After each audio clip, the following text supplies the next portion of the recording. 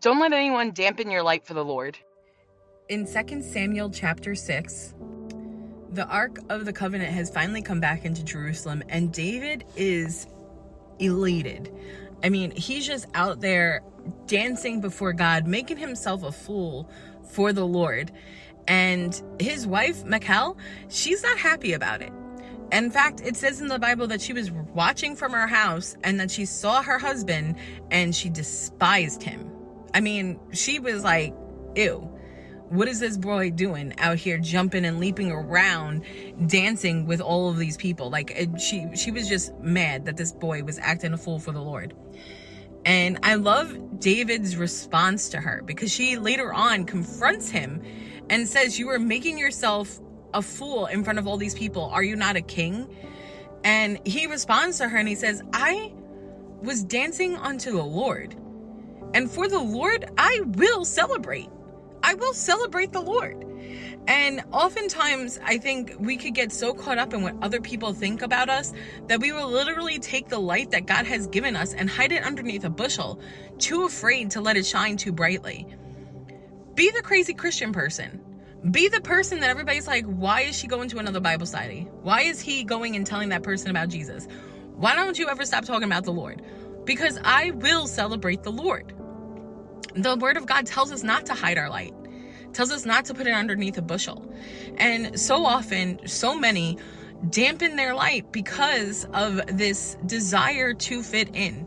Even in the Christian church, some people are too churchy, and you know who those people are. You might be that person. I know that I'm that person. Everybody's always like, what do you mean you're going to another Bible study? Yeah, I am, because that's where I would rather be. I had a dream last night. And in the dream, somebody was asking me if I wanted to go hang out and go out to eat or whatever. And I hesitated. And they're like, why are you hesitating? I was like, well, because I have Bible study right now. And they were like, you can't miss it this one time. And in the dream, I responded to them. I said to them, I'm like, yeah, I could miss it. But the question is, do I want to miss it? See, I'd rather a little in the presence of the Lord than an abundance without his presence.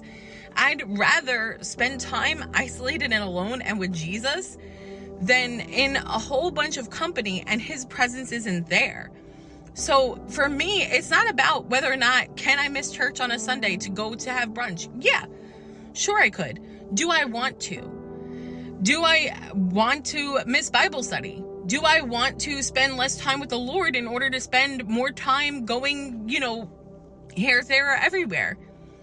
Do I want to be quiet and not go and pray for that person that the Lord just told me to go and pray for because I'm with a group of people who might think it's weird?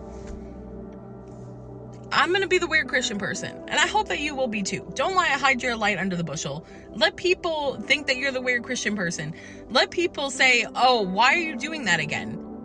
Because ultimately, to live is Christ and to die is gain. It is no longer I who live, but Christ who lives in me. I'd rather be doing the work of the kingdom than the work of any other place. I'm doing it unto the Lord. And unto the Lord, I will celebrate every day, every minute of every single hour. God bless you guys, and I'll talk to you soon.